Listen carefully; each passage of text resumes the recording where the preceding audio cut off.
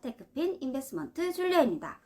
오늘부터 달러에 대한 이야기를 시리즈로 나눠 소개해드리려고 해요. 세계 경제에서 가장 중요한 핵심은 기축통화입니다. 현재 세계 기축통화는 달러입니다. 달러의 흐름, 달러가 세계 경제에 어떤 영향을 미치는지 이해하시려면 먼저 달러가 어떻게 기축통화가 되었는지를 아셔야 해요. 그럼 달러에 대한 첫 번째 이야기, 달러는 어떻게 기축통화가 되었을까요? 오늘도 좋아요, 구독 꼭 부탁드리고요. 궁금한 점 있으시면 아래 메일로 문의 주시면 답해드릴게요. 먼저 기축통화란 전 세계 어디를 가도 그 화폐가 세상에서 가장 많이 돌아다니고 그 화폐를 가장 쉽게 쓸 수 있고 사람들의 선호도가 높으면서도 편리하고 또 안정성을 인정받은 국제시장에서 기준이 되는 화폐를 말합니다. 20세기 이전까지만 해도 유럽은 영국 파운드를 중심으로 한 근본이 화폐 체제였습니다. 지폐는 금의 부족한 휴대성과 발행량, 그리고 유통 속도를 보완하기 위한 것으로 금으로 교환하는 금 교환증의 의미로 발행했었습니다. 즉, 금을 기준으로 화폐 가치를 매긴 것으로 이를 금 본위제라고 합니다. 이렇듯 몇 세기 전만 하더라도 지폐의 신뢰도는 높지 않았었습니다. 그럼 미국 달러는 언제부터 사람들에게 신뢰받는 화폐가 되었을까요? 1차 세계대전 미국은 첫 기회를 얻습니다.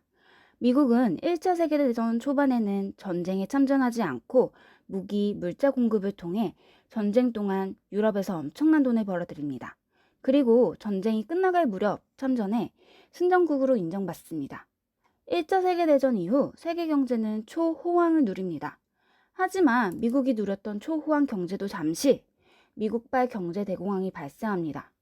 미국의 급격한 경제 발전으로 재화의 공급은 넘쳐났지만 빈부격차가 너무 커져 구매력을 갖춘 소비자, 즉 유효 수요가 줄어들면서 소비가 수요를 따라가지 못하게 되었고, 그래서 기업은 파산하고 노동자에게 임금을 지불하지 못하고, 그래서 결과적으로 소비가 또 줄고, 이런 연쇄적인 시장 작용으로 결국 미국은 시장 악화를 극복하지 못하고 급격한 경제 하락세로 무려 20년 동안 경제 대공황을 맞이합니다.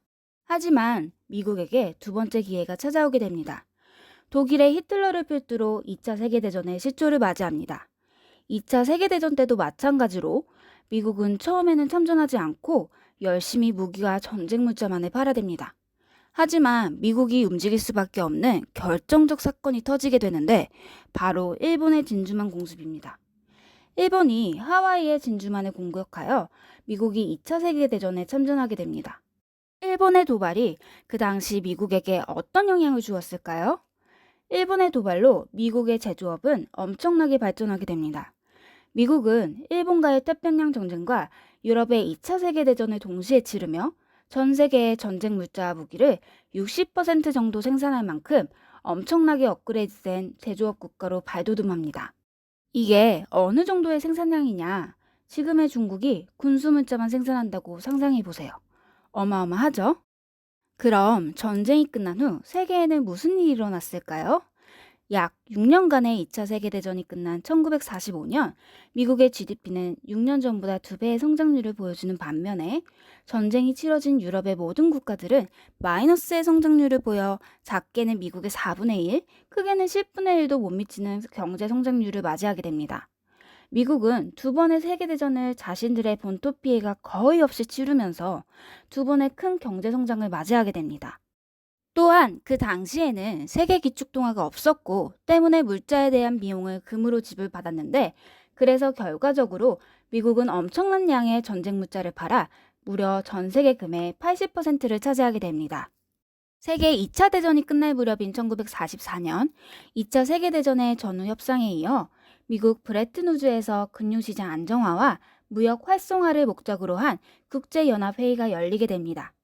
세계 3대 승전국가의 리더, 미국의 루즈벨트, 영국의 처칠, 소련의 블라블라 외 44개국이 모여 강력한 국제통화 및 근본이제를 만들어보자는 협상을 하게 됩니다. 이를 브레튼 우즈 체제라고 합니다. 브레튼 우즈 회의를 통해 결정된 사항은 세 가지로 첫 번째, 미국은 금 환본위제, 즉 순금 1온스를 미국 35달러 고정 가격으로 지정. 두 번째, 미국 달러를 기준으로 고정 환율제를 실시. 세 번째, 미국 정부에 의한 각국의 금퇴환을 부정하게 되었습니다. 영국의 경제학자 존 메이너드 케인스가 추후 미국이 돈을 마음대로 찍어낼 수 있다는 점을 지적하며 미국 달러의 국제 통화화를 반대하며 세계 통화를 주장했지만 브레튼 우주 회의는 결국 미국의 승리로 돌아가게 됩니다. 미국의 달러가 국제 통화가 될 수 있었던 이유는 금을 가장 많이 보유했기 때문입니다. 결국 1945년부터 달러가 기축통화로 지정돼 브레튼 우주 체제 아래 금 본위제가 부활하여 금의 비축량을 기준으로 달러를 발행하고 세계 각국 통화의 교환 기준이 됩니다. 미국 달러가 금과 연동된 유일한 화폐로 기축통화의 지위에 등극한 것입니다. 오늘은 미국 달러가 어떻게 기축통화가 되었는지 알아보았는데요. 다음 편에는 미국 달러가 어떻게 2020년 현재까지 국제통화 지위를 유지하고 있는지 이야기 나눠보겠습니다. 다시 한번 구독, 좋아요 꼭 부탁드려요. 감사합니다.